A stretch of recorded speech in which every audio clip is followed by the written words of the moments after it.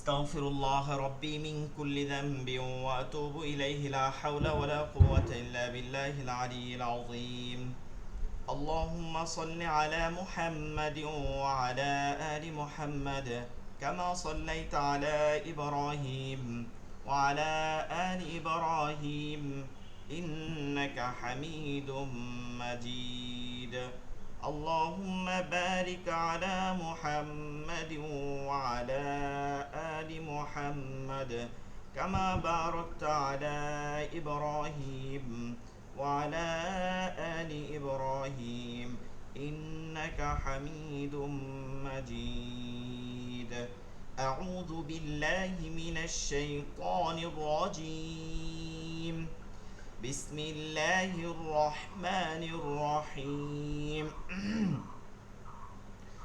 رب زدني علما رب زدني علما رب زدني علما رب يسر ولا تعسر وتمم علينا بالخير رب اشرح لي صدري ويسر لي أمري واحلل عقدة من لساني يفقه قولي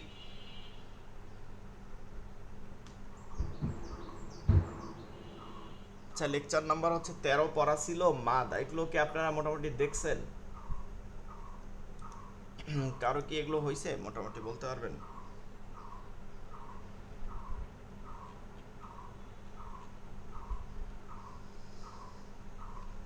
জি শাহজামাল ভাই তারপরে এগুলো মাদগুলো সবগুলো পড়ানো হয়েছিল না যে এগুলো পড়ানো হয়েছিল তো পড়তে পারবো, কিন্তু এগুলো সব মুখস্থ হয়নি ওস্তাদ। পড়তে পারা যাবে, ইনশাল্লাহ পড়তে পারবো।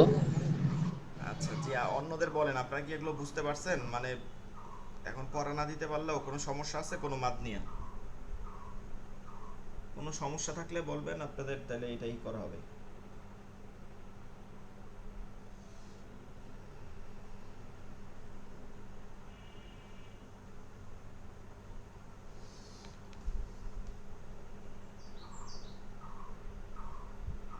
আচ্ছা আমরা তাহলে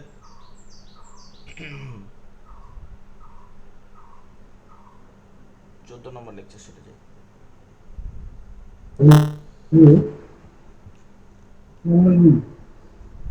জি জি বলছি যে যেমন আমাদের ক্ষেত্রে হয়তো 4 আলিফ পরিবর্তন টানতে হয়, সেক্ষেত্রে মানে যদি না 4 আমরা আলিফ কিছু কোনো সময় আচ্ছা আপনার কথা বুঝতে পারতেছি না কিছু কারণ গম গম করতেছে বলছি যে 4 আলিফ হ্যাঁ বরাবর টানতে হয়, হ্যাঁ সেই ক্ষেত্রে যদি 4 আলিফ যদি না টেনে কখনো যদি 3 আলিফ হয়ে যায় বা 2 আলিফ হয়ে যায়, সেক্ষেত্রে কি কোনো অসুবিধা হবে হ্যাঁ সেটা বলছি। অবশ্যই অবশ্যই এটা টানা ওয়াজিব আহ, এটা টানা এটা না আমাদের সংক্ষিপ্ত করা যাবে না কোনোভাবে সংক্ষিপ্ত করা যাবে না এখন এখন একটা জিনিস হচ্ছে যে আপনি 4 আলিফই টানতেছেন আসলে দেখা গেছে যে আপনি 3-এর বেশি টানছেন অর্থাৎ আপনি পড়তেছেন টান জিনিসটা কি টান জিনিসটা অনেকে বুঝতে পারেন না ধরেন একটা মানুষ হাঁটে ধরেন হাঁটার এক একজন পরিস্থিতি এক এক রকম সব কিন্তু এক না একজন ধরেন মেয়ে মানুষ বা তার হাঁটার স্পিড সে যত জোরেই হাঁটুক তার হাঁটার স্পিড কিন্তু একজন পুরুষের থেকে দেখবেন যে কমই হয় হ্যাঁ এটা স্বাভাবিক হয় আবার পুরুষদের মধ্যেও মানে এটা আমি আমার হাঁটার স্পিড খুবই বেশি মানে 5-6 মিনিটের মধ্যে অনেক দূর হেঁটে যেতে পারি এটা একটা স্পিড আছে ঠিক আছে আবার কেউ দেখা গেছে এটা পারে না আবারই হয় মূল কথা হচ্ছে যে একজন ব্যক্তি ধরেন হালকাভাবে হাঁটতেছে ওই লোকটাই আবার দৌড়াইতেছে ওই লোকটাই আবার একটু জোরে হাঁটতেছে তো ওই লোকটার এই হাঁটার স্পিড তারতম্য তার মধ্যে হবে কিন্তু আরেকজনের সাথে তুলনা দিতে গেলে দেখবেন তখন আবার তারতম্যটা কি বেশি কম হবে মূল কথা হচ্ছে যে আপনি যদি এক আলিফ পরিমাণটা যতটুক দেবেন ঠিক আছে টান সারার উপরে এক আলিফ যতটুক দেবেন তার থেকে 3 গুণ বেশি হইতে হবে এখন এক আলিফটা যদি আপনার কম হয় তাহলে 3 গুণটা তার থেকে একটু কম হবে আবার 4 গুণটা তাহলে আর একটু 3-এর চেয়ে বেশি হবে কিন্তু ওই হবে এখন একজনে ধরেন 4 আলিফ মানে 8 আলিফ দেয় তার 3 আলিফ মানে 6 আলিফ দেওয়া তার 1 আলিফ মানে 2 আলিফ দেওয়া মানে তার প্রত্যেকটা টানই বেশি এখন তার সাথে উদাহরণ মানে তার সাথে তারতম্য করলে হবে না কিন্তু আপনার টান সবসময় আপনার থাকতে হবে যে আপনি 1 আলিফ দিবেন 2 হরকত পরিমাণে এখন সেইটা যদি কম বেশি হইতে পারে তাহলে আপনার 3 আলিফও ভাবে কম বেশি হবে ওইটার সাথে ই হবে, কম্পেয়ার হবে, আর চার আলিফও ওইটার সাথে কম্পেয়ার হবে, ঠিক আছে? এর উপরে নির্ভর করবে। কিন্তু আপনি দেখা গেছে যে কথার কথা আপনি পড়তেছেন ওয়ালাদ-দলিন, ওয়ালাদ-দলিন, এটা আদায় হইল না, ঠিক আছে? এটা আদায় হবে না, ওয়ালাদ-দলিন। এখন আপনি যদি এভাবে পাঁচ, টানেন যে হয়তো হয়তো চারের চার আলিফ বরাবর টানতে হবে, সে জায়গায় যদি 5 হয়ে যায় তাহলে কোনো না অসুবিধা না, হবে না। বেশি হইলে সমস্যা নাই, বেশি হলে সমস্যা। তো তাহলে বেশি করে টানতে হবে। হ্যাঁ, বেশি করে টানবে, বেশি করেই টানে আসলে হ্যাঁ, যারা পড়ে। টান তো আসলে কেউ গোনে হ্যাঁ, না, কেউ হরকত গোনে সেটাই গোনে না, আপনি সেটাই, হ্যাঁ দেখবেন। হ্যাঁ, ওটা আমি বলছি। এটা গোনে না, গোনে না, মূলত টানটা বেশি থাকা ভালো, কম থাকা ভালো না। হুম, ঠিক আছে। খালি এক আলিফকে বেশি টানা যাবে না, কারণ এক আলিফকে বেশি টানলে কিন্তু তিন আলিফ হয়ে যায়। হুম, চার আলিফকে বেশি টানলে পাঁচ আলিফ তো আর হয় না, কারণ পাঁচ আলিফ কোনো মাদ নেই, হুম, ঠিক আছে?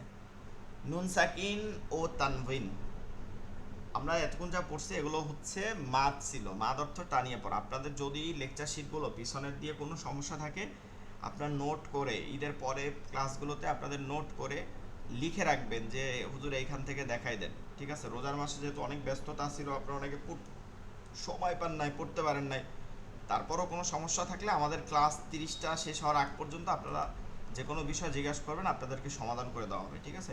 চেষ্টা করবেন। নুন সাকিন ও তানভিনের বিবরণ। নুন সাকিন তানভিন মানে হচ্ছে যে আমরা এতক্ষণ যা পড়ছিলাম এগুলো মাদ পড়ছি, তাই না? এর আগে মাদ পড়ছি, জজম পড়ছি, এই পড়ছি। মাদ অর্থ টানিয়ে পড়া, মানে একটা টান যেভাবে দিতে হয়। আর কোনো হরফকে ধরে পড়া অর্থাৎ ধরে রাখা, সেটার মধ্যে হচ্ছে গুন্না বলে।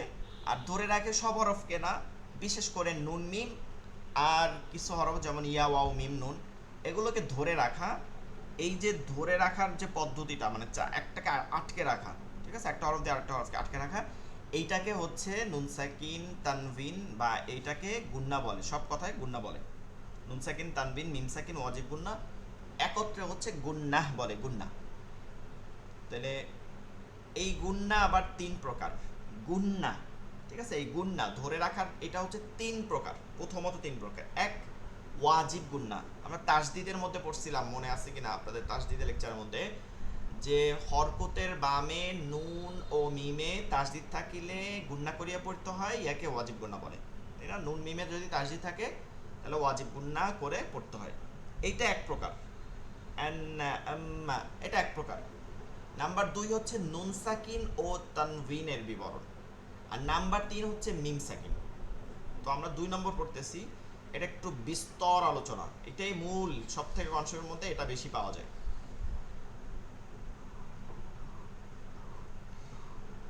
নুন সাকিন ও তানভিন কাকে বলে?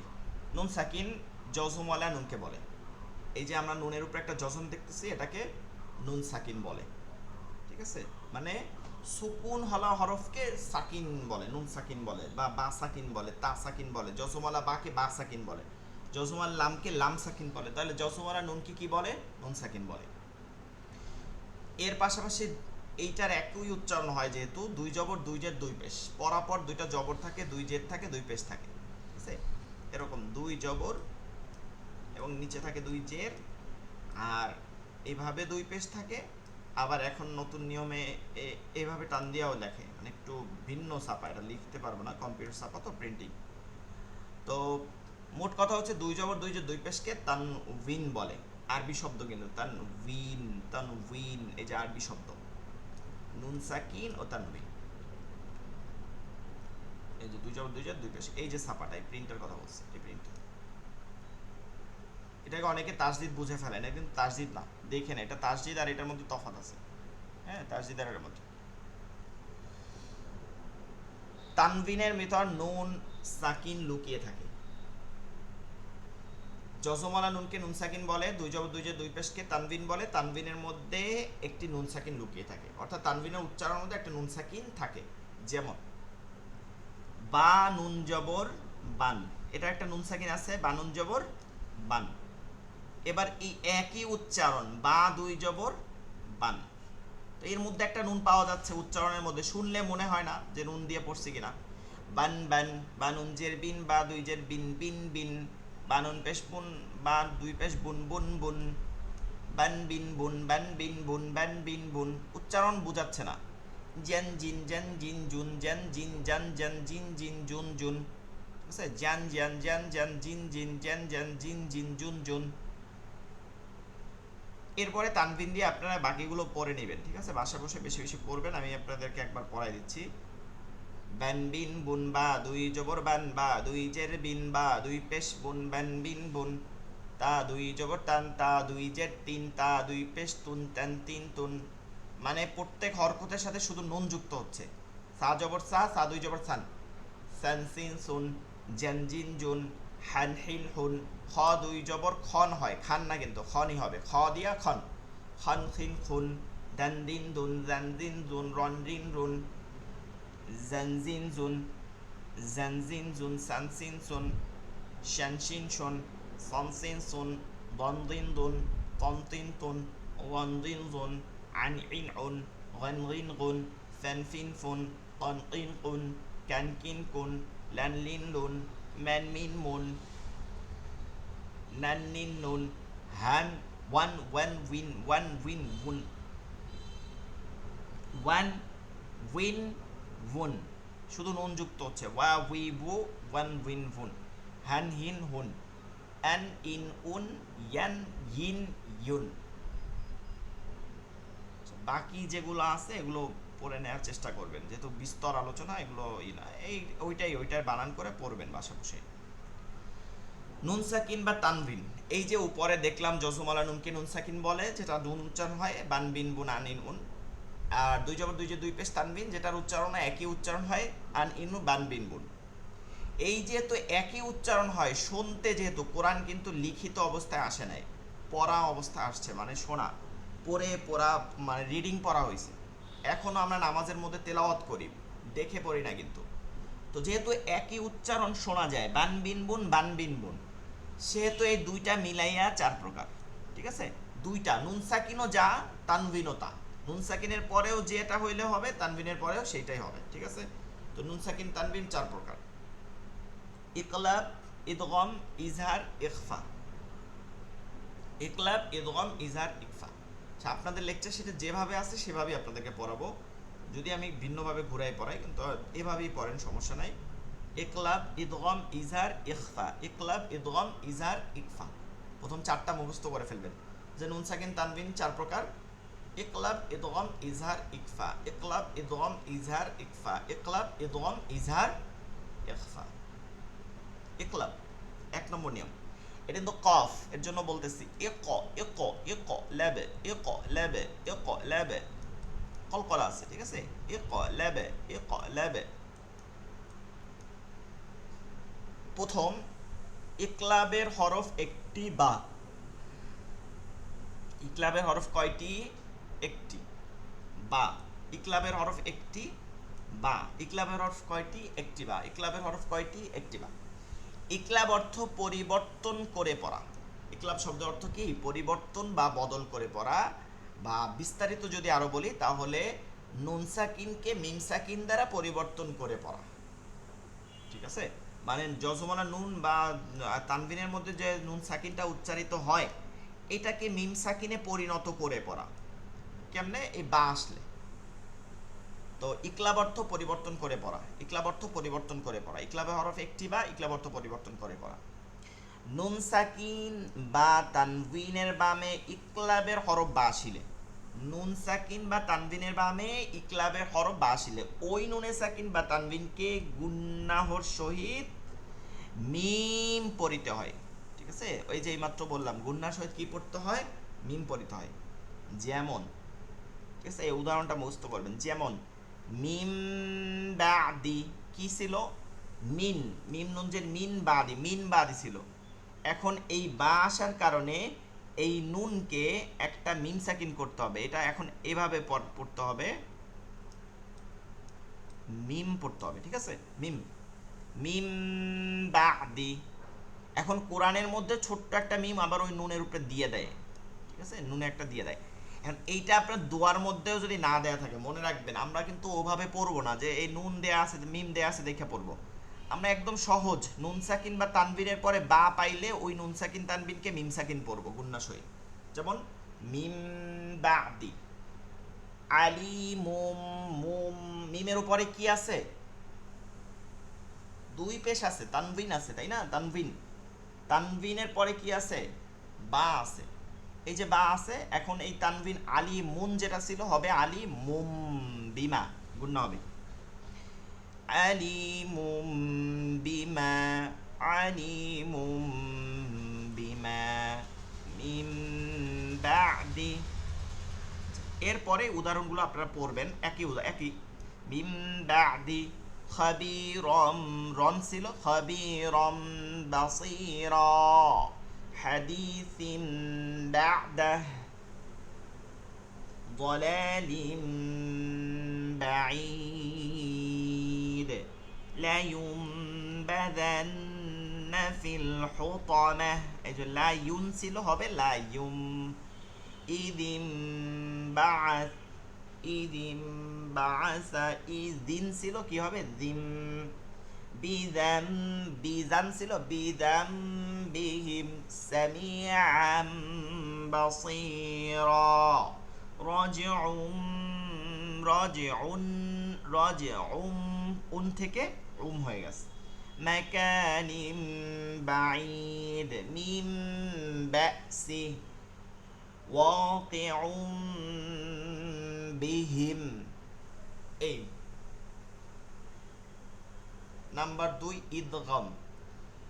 ইদগম আরেকটা আমরা পড়ছিলাম মুরাক্কাব, মনে আছে কিনা? মুরাক্কাব, মুরাক্কাব অর্থ মিলানো, মুরাক্কাব শব্দ অর্থ মিলানো, সংযুক্ত, যুক্তাক্ষর। ওইটা হচ্ছে লেখার ক্ষেত্রে, ঠিক আছে? আরবিকে লেখার ক্ষেত্রে মুরাক্কাবের কাজ হয়। আর পড়ার ক্ষেত্রে এক শব্দ থেকে আরেক শব্দকে মিলিয়ে পড়ার ক্ষেত্রে এই ইদগম কাজে দেয়। এটা লেখার ক্ষেত্রে না, শুধু পড়ে, লেখার রূপ পরিবর্তন ঘটে না, কিন্তু পড়ার ক্ষেত্রে আরেক শব্দের সাথে মিলিয়ে সংযুক্ত করে পড়া হয়, এটাকে ইদগম বলে। ইদগম অর্থ মিলানো, ঠিক আছে? ইদগম অর্থ কি? মিলানো। ইদগমের হরফ 6টি, ইয়ারম, ইয়ারা, মিমলাম, ওয়ানুন। এইভাবেও পড়তে পারেন অথবা আমি এভাবে পড়াই, সেটা দেখেন, ইয়া, ওয়াও, মিম, নুন, র, লাম, যেভাবে আপনাদের মুখস্থ হয়, ইয়া ওয়াও মিম নুন র লাম, অথবা ইয়া র মিম লাম ওয়াও নুন। এটা আমার মনে হয় সহজ হবে যদি পড়তে পারেন, ইয়া ওয়াও মিম নুন র লাম। এইটা একটা টেকনিক হচ্ছে 6টি হরফকে একত্রে বলা হয় ইয়াও মেলুনা, ইয়াও মেলুনা। এটা হচ্ছে আপনাদেরকে ইংলিশে একটা উদাহরণ দেখাই, তাহলে বুঝতে পারবেন।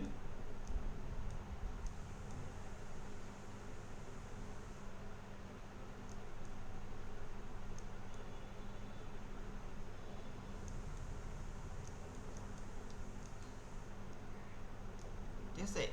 এডুকেশন বা এডুকেশন যেটা বলেন, এডুকেশন, এই এডুকেশন শব্দের মধ্যে 5টা অক্ষর আছে, বর্ণ আছে, হরফ আছে, লেটার আছে, যেগুলোকে ভাওয়েল বলে। যেমন এ, ই,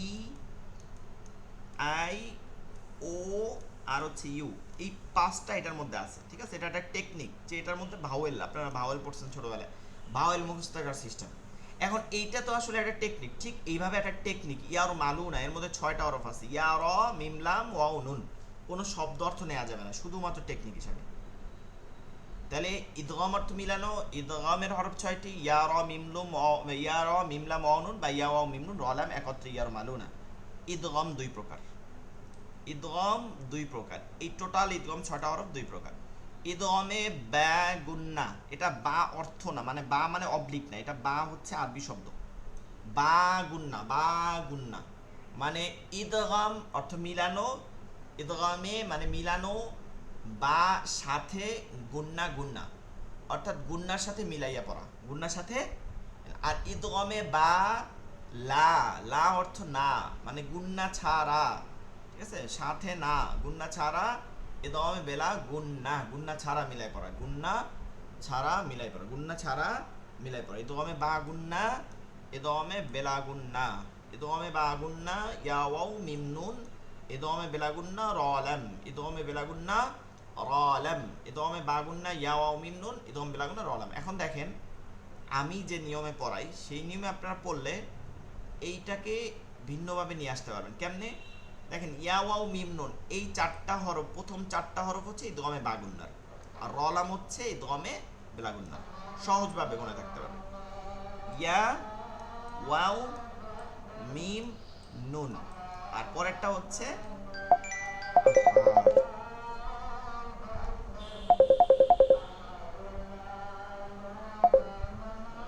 পরেরটা হচ্ছে র লাম র লাম র লাম র লাম র লাম র লাম।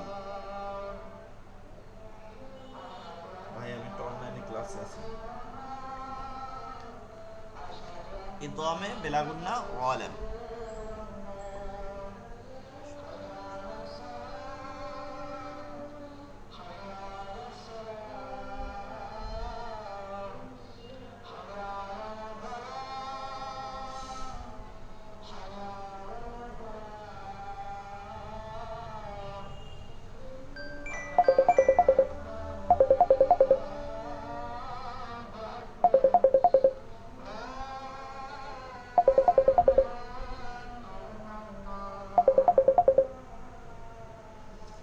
আচ্ছা, যেটা আমরা বলতেছিলাম,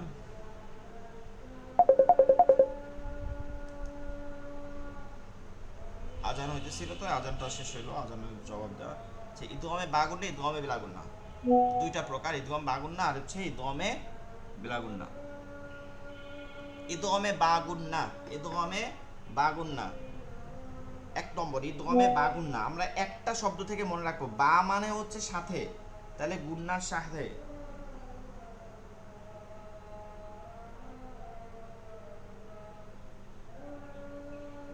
একদম হচ্ছে গুন্নাহর সাথে, গুন্নাহর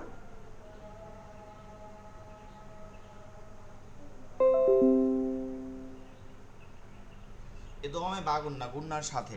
ইদগামে বাগুন্না অর্থ গুন্নাহর সহিত মিলিয়ে পড়া।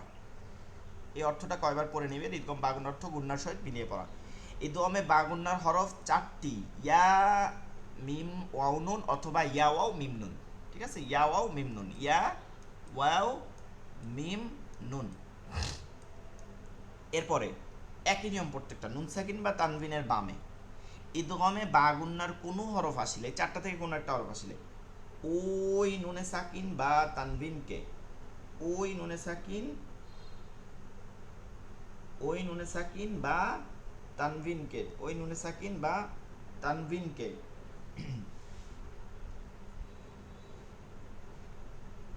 ওই নুনে সাকিন বা তানবিনকে, এখানে একটা জিনিস খেয়াল করতে হবে, ওই হরফকে তাজদিদ দিয়ে, এটা না, ওই নুনে সাকিন তানবিনের পরবর্তী শব্দের যে হরফটা আছে ওইটা। নুনে সাকিন বা তানবিনের বামে ইদগামে গুন্নার কোনো হরফ আসিলে ওই হরফকে তাজদিদ দিয়ে গুন্নার সহিত মিলিয়ে পড়তে হয়, এটা না। ওই হরফ বলতে কি, মানে ইদগামে বাগুন্নার যে 4টা হরফ আছে ওই 4টা হরফকে। হুজুর, জি হ্যাঁ বলছি আমি নামাজ পড়তে যাবো তো, চলে যাও। জি জি জি জান। হ্যাঁ হ্যাঁ।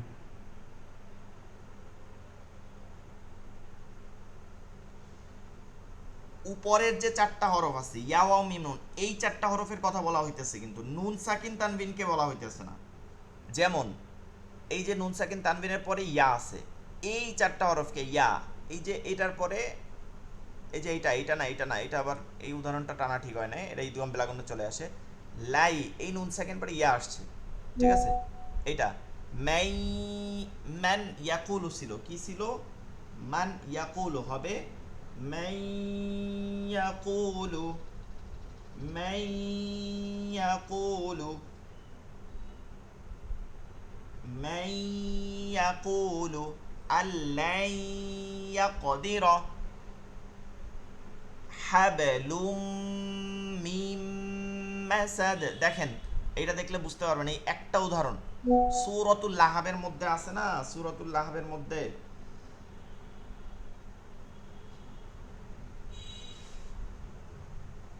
সূরাতুল লাহাবের মধ্যে আছে হাবলুম, এই যে তানবিনের পরে, তানবিনের পরে মিম আছে, ঠিক আছে, তানবিনের পরে মিম আছে, কি করতে হবে? পরবর্তী হরফকে দিয়া পড়তে হবে। ছিল হাবলুন হবে হাবলুম, মিন আসলে মিম হবে হাবলুম মিম মাসাদ। পরেরটাও দেখেন সূরাতুল লাহাবের মধ্যে তাব্বাত ইয়াদা আবি লাহাব, বিউ বিন ছিল বিউ তাব, ইদগামে বেলাগুন্না। আচ্ছা আরেকটা বিষয় এখানে একটু, ইদগাম বেলাগুন্না আগে, এটা একটা নোট, এটা কোনো প্রকারভেদ না, 4 প্রকার একটা না, এটা একটা নোট, এটাকে নোট হিসাবে লিখে রাখবেন। ইজহারে মুতলাক, একই শব্দে নুন সাকিনের বামে ইদগমে বা গুন্নার কোনো হরফ আসিলে, কোনো হরফ থাকলে তাকে ইজারে মুতলাক বলে। নিচের 4টি শব্দে ইদগমে বা গুন্না হলে হয় না, এগুলোকে ইজারে মুতলাক করে পড়তে হয়। ইজাহার মানে অর্থ হচ্ছে গুন্না ছাড়া স্পষ্ট করে পড়া। এখানে গুন্না ছাড়া স্পষ্ট করে পড়তে হয়। দেখেন একটু উপরে গেলে বুঝতে পারবেন। এই যে মান ইয়াকুলু, এটা দুইটা শব্দ, মান একটা শব্দ, ইয়াকুলু একটা শব্দ। তো এই নুন সাকিনের পরে এইটা দুই শব্দ, প্রত্যেকটা হরফ প্রত্যেকটা নিয়ম দুই শব্দের মধ্যে। এই যে লামে একখান তানবিন, মিন আলাদা শব্দ। এই নুনে তানবি নুন সাকিন, এরপর মিন আলাদা শব্দ। এই প্রত্যেকটা দুই দুই শব্দের মধ্যে মিলাইয়া এই নিয়মটা হয় ইদগম বাগুন্না। কথাটা বলছে যে যদি এটা একই একই শব্দের মধ্যে হয়, একই শব্দের মধ্যে যদি এটা হয়, তখন আর এইটা পড়া যায় না, কারণ এটা দুই শব্দের মধ্যে হয়। তখন কি করতে হয়, গুন্না ছাড়া স্পষ্ট করে পড়তে হয়, যেরকম আছে সেরকম। এখন এইটাকে আপনাকে সহজ করে দেই, সেইটা হচ্ছে যে এত কিছু মনে থাকবে না, শুধু এই 4টা শব্দ মুখস্থ করে নেবেন। এই 4টা শব্দ আপনারা একদম মুখস্থ করে নেবেন, কারণ কোরআন শরীফে মাত্র এই 4টা শব্দ আছে, যে 4টা শব্দে 4টা শব্দ আছে, যে 4টা শব্দে ইদগম বাগুন্না হয় না, বাকি সব হয়। ওইটা দুই শব্দের মধ্যে না এক শব্দের মধ্যে আর তাকানোই দরকার নাই, সবগুলো হয়। শুধু এই 4টা শব্দ, কিনওয়ানুন, সিনওয়ানুন, বুনিয়ানুন, দুনিয়ানুন। মনে রাখবেন যে দুনিয়া হচ্ছে দুনিয়া আমাদের, বুনিয়া হচ্ছে সৃষ্টি করা। বাকি দুইটা মুখস্থ করে নেবেন, সিনওয়ানুন, কিনওয়ানুন। ঠিক আছে, 4টাই সিনওয়ানুন, কিনওয়ানুন, বুনিয়ানুন, দুনিয়ানুন। কিনওয়ানুন, সিনওয়ানুন, এই যে সিওয়ানুন হওয়ার কথা ছিল কিন্তু সিনওয়ানুন, কারণ এক শব্দের মধ্যে, এগুলো সব একক শব্দ। শুধু এই 4টা শব্দ মুখস্থ করে নেবেন, আর কিছু লাগবে না। এটা মনে রাখবেন যে এটা গুন্না ছাড়া পড়তে হয়, এটা ইদগম বাগুন্না হয় না, বাকি সব ইদগম বাগুন্না হয়। ইদগমে বেলাগুন্না, ইদগম বেলাগুন্না অর্থ গুন্না ছাড়া পড়া। ইদগমে বেলাগুন্না অর্থ গুন্না ছাড়া একটু শব্দ আছে মিলিয়ে পড়া, কারণ যেহেতু ইদগম আছে তাহলে মিলাইয়া পড়তে হবে, গুন্না ছাড়া হইলেও মিলাইয়া পড়তে হবে। ইদগম বেলাগুন্না হরফ দুইটা রলাম, ওই যে বাকি দুইটা। নুন সাকিন বা তানবিনের বামে ইদগমে বেলাগুন্নার কোনো হরফ আসলে ওই হরফকে, মানে এই র লামকে গুন্না ছাড়া তাসদীদ দিয়ে মিলে পড়তে হয়। যেমন মির রব্বিহিম, দেখেন এটা দুইটা শব্দ, মিন নুন সাকিন, এরপর র হয়েছে, কি পড়তে হবে, মির রকে মিলাই পড়তে হবে। তবে এবার গুন্না করা যাবে না, মির এরকম গুন্না করা যাবে না। মিল্লাদুনহু, মিন মিন লাদুনহু ছিল, এখন হবে মিল্লাদুনহু। একই নিয়মে মির রব্বিকা, গফুরর রর রর রর, গফুরর রহিমা, রহমাতুল লিল তুল তুল, রহমাতুল লিল। এরপরে হচ্ছে ইজহার। ইজহার অর্থ স্পষ্ট করে পড়া, জহারা শব্দ থেকে, জ হ্যাঁ, আচ্ছা র, এটা জহা র, এটাকে দিয়েই ইজহার শব্দ। ইজহার অর্থ গুন্না ছাড়া স্পষ্ট করে পড়া, গুন্না হবে না এবং স্পষ্ট করে পড়তে হবে, গুন্না ছাড়া স্পষ্ট করে পড়তে হবে। ইজহারের হরফ 6টি, হামজা হ্যাঁ, হামজা হ্যাঁ, আইন হ্যাঁ, গাইন খা। ইজহার অর্থ গুন্না ছাড়া স্পষ্ট করে পড়া। ইজহার হরফ 6টি, হামজা হ্যাঁ, আইন হ্যাঁ, গাইন খা। প্রথম 3টা মাখরাজ, প্রথম 3 মাখরাজ একদম সহজ মনে রাখার উপায়। প্রথম 3 মাখরাজের হরফ। নুন সাকিন বা তানবিনের বামে ইজহারের কোনো হরফ আসিলে ওই নুন সাকিন বা তানবিনকে গুন্না ছাড়া স্পষ্ট করিয়া পড়তে হয়, একদম সহজ। যেমন নুন সাকিন আছে, এরপরে খ আছে, গুন্না করা যাবে না, মিন খয়রি। এরপরে নুন সাকিন আছে, হা আছে, এই যে হা হা হা, ওয়ান হার, ওয়ান হার, ওয়ান হার, এমন পড়া যাবে না, এরকম। এরপরে আনহু আছে, আনহু, ওয়ান হার, নুন সাকিনের পরে হা আছে। তারপরে হচ্ছে তাদের এখানে, আচ্ছা আরেকটা হচ্ছে সূরাতুল ফাতিহার মধ্যেও আছে, সেটা দেখাই তাহলে বুঝতে সহজ হবে। আন আমতা, আন আমতা, ঠিক আছে, আন আমতা। এই যে নুন সাকিনের পরে আইন আছে, আইন, এর জন্য এটা গুন্না হয় না, আন আমতা হয় না, তাহলে এই সরার হরফ হলে গুন্না সারা পড়তে হয়। এরপর হচ্ছে ইকফা। ইকফা অর্থ গোপন করা বা লুকিয়ে পড়া, অর্থাৎ নাকের মধ্যে লুকিয়ে পড়াকে বা গোপন করে গুনগুন করে পড়াকে ইকফা বলে। এটার আরেকটা অর্থ বলতে পারেন যে ইকফা অর্থ গুণনা করে পড়া, শেষ কাহিনী। ইকফা অর্থ গুণনা করে পড়া। ইকফার হরফ 15টি, ইকফার হরফ 15টি। এই 15টি হরফ মুখস্থ রাখার একটা সহজ উপায় হচ্ছে একটা টেকনিকে পড়া, ঠিক আছে? আপনি এটা কিন্তু মুখস্থ করতেছেন, এখানে কিন্তু আপনাকে মাখরাজ পড়ানো হচ্ছে না, তো মাখরাজ তো আগেই শেষ হয়ে গেছে। কিভাবে প্রত্যেক হরফের সাথে ও যোগ করবেন, যেমন তাও সাও জিমো দালো জালো ঝা, ঠিক আছে? তাও সাও জিমো দালো জালো ঝা, তাও সাও জিমো দালো জালো ঝা, তাও সাও জিমো দালো জালো ঝা। সিনো শিনো সতো দত ত জ ফা কফ কাফ। সিনো শিনো সিনো শিনো সিনো শিনো সতো দত ত জ ফা কফ কাফ। সিনো শিনো সতো দত ত জ ফা কফ কাফ। তাও সাও জিমো দালো জালো জা, সিনো শিনো সতো দত ত জ ফা কফ কাফ। নুন সাকিন বা তানবিনের বামে, নুন সাকিন বা তানবিনের বামে ইকফার কোন হরফ আসিলে, এবার ইকফার হারে এর জন্য ইকফার কোন হরফ আসিলে ওই নুনে সাকিন বা তানবিনকে গুন্নাহর সহিত গোপন করিয়া, ওই গোপন মানেই হচ্ছে নাকের মধ্যে নিয়ে, গুন্নার সহিত বা গুন্না করিয়া পড়িতে হয়। যেমন মিং ছিল মিন, জিম আছে, গুন্না করতে হয় Ming zoo. In Kutum, in কুন, এই যে নুন সাকিন আবার কাফ আছে, নুন সাকিন আবার তা আছে। সফেন, তানবিনের পরে সদ আছে, সফেন সফে। ইকফার কিছু উদাহরণ, ওই এই উদাহরণগুলো আবার দেখানো হয়েছে। আনতা আমানতু, তা আছে, উনসা সা আছে।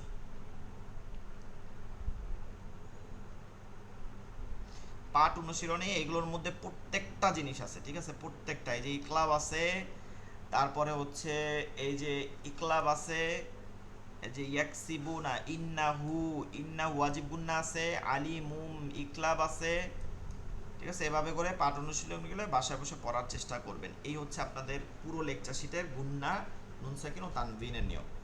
কারো কোনো কথা থাকলে বলতে পারেন, যে পড়ার কোনো ই থাকলে। নামাজে যাবো আপনার।